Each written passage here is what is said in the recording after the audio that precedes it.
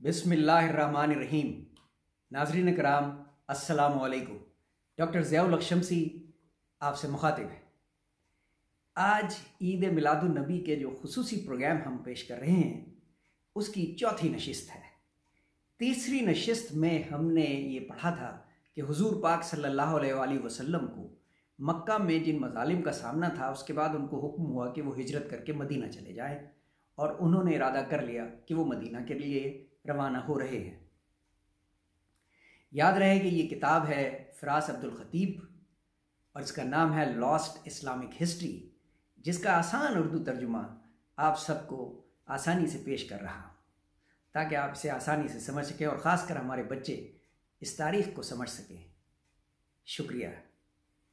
Medina में हुजूर पाक सल्लल्लाहु अलैहि वसल्लम को यकसर उन तकालीफ का सामना नहीं करना पड़ा जिनका सामना उन्हें मक्का में तबलीग के दौरान पेश आ रहा था। हिजरत के वाक़े ने इस्लामी तारीख़ को यकसर तब्दील कर दिया। उसी दिन से हिजरी साल का भी आगाज़ हुआ।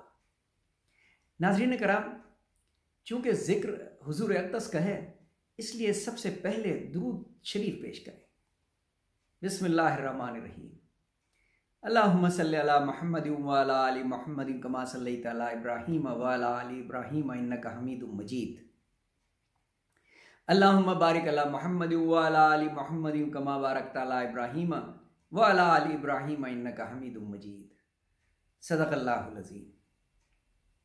मदीना में भी मुसलमानों को दुश्मन की नज़र से नहीं देखा जाता था। आप सल्लल्लाहु अलैहि वसल्लम ने मदीना में दुनिया की पहली इस्लामी रियासत की बुनियाद रखी और ख़ुद उसके पहले कायद बने।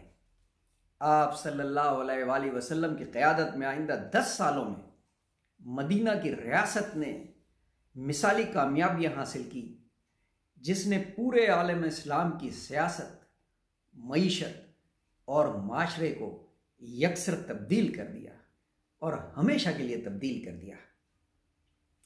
लेकिन यकीनन एक नई रियासत में अपनी कुछ मुश्किलात भी होती हैं, तो जो सबसे ज़्यादा मुश्किलात पेश आईं वो मुहाजिरीन के सिलसिले में आईं, और ख़ासकर मुहाजिरीन के भी शिनाख्त के सिलसिले में, क्योंकि अरब कबीलों में ये एक बहुत बड़ा उनका कल्चर है, सकाफ़त है कि उन्हें अपनी आइडेंटिटी जो है वो कबीले के हिसाब से रखनी होती है।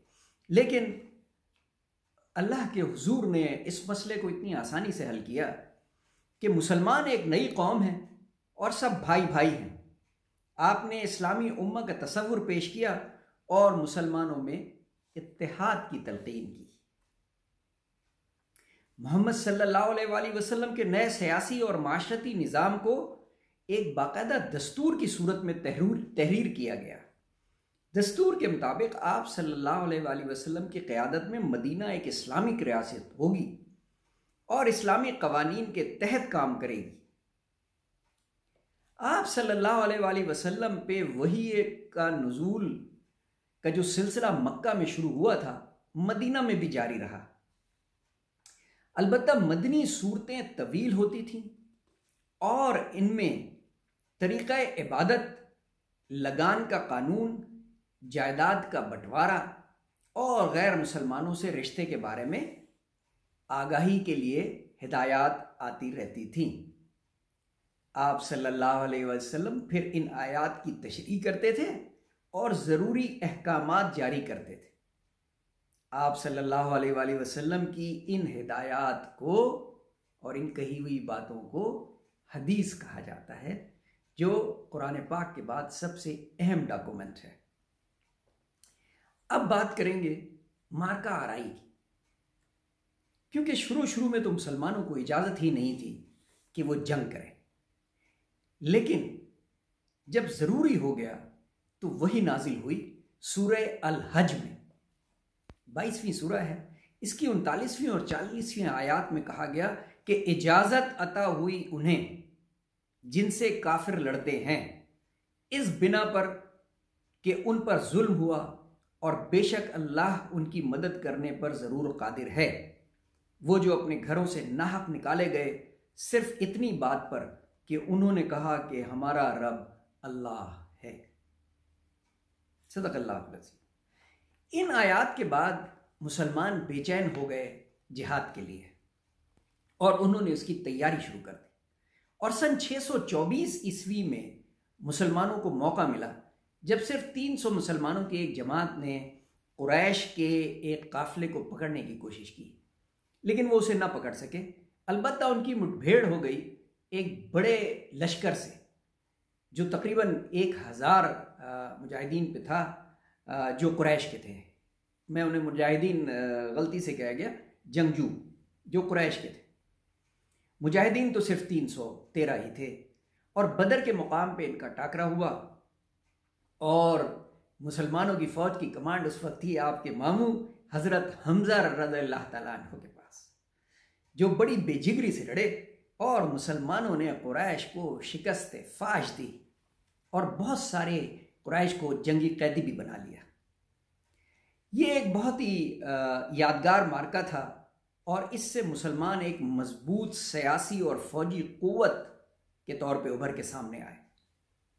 लेकिन कुरैश ज़ाहिर इस शिकस्त को हज़म नहीं कर सके और एक मज़ीद सिर्फ 1 साल बाद ही एक बड़े लश्कर के साथ जबल उहद के मुकाम पे पहुंच गए। मुसलमान उस वक्त इतनी तादाद में नहीं थे और लोगों ने आप सल्लल्लाहु अलैहि वसल्लम को मशवरा दिया कि अभी हम इनको इंगेज ना करें, लेकिन ज़ाहिर है आपने कहा कि नहीं, हमें इनका सामना करना है। और फिर मुकाबला हुआ और जंग उहद का नतीजा मुसलमानों के लिए बहुत मायूस कुन रहा।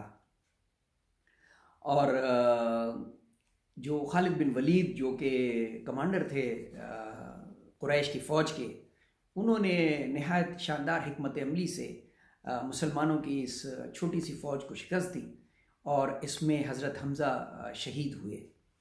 और फिर कुरैश ने उनके जस्ते खाकी की बेहुरमती भी की। खुद आप सल्लल्लाहु अलैहि वसल्लम भी ज़ख्मी हुए और फिर कुरैश समझे कि उन्होंने अपना मकसद हासिल कर लिया और फिर वो वापस चले गए। लेकिन बहरहाल ना इस्लाम ख़त्म हुआ और ना ही मुसलमानों का जो इक़्तिदार था मदीना में, खुदा न ख़ास्ता वो ख़त्म हुआ और ये बढ़ता गया, माशाल्लाह बढ़ता गया। अब जनाब क्या हुआ कि एक बार फिर कुरैश को सूझी कि हम मुसलमानों से को तकरीबन ख़त्म करने के लिए जो है मुहिम जोई करें। तो उन्होंने आके मदीना को घेरे में ले लिया, हिसार कर लिया। तो उस वक्त एक सहाबी, ईरानी मुहाजिर सहाबी सलमान फ़ारसी रज़ियल्लाहु तआला अन्हु ने आपको मशवरा दिया सल्लल्लाहु अलैहि वसल्लम को कि शहर के इर्द गिर्द खंदक खोदी जाए। इसीलिए इस जंग का नाम जंग खंदक रखा गया। वो खंदक खोदी गई और इस तरह मदीना को कोई नुकसान नहीं हुआ और कुरैश अपना मुंह लेके वापस चले गए। ये 3 इंतहाई अहम ग़ज़वात थीं जिनमें हुज़ूर पाक सल्लल्लाहु अलैहि वसल्लम ने बज़ात ख़ुद शिरकत की।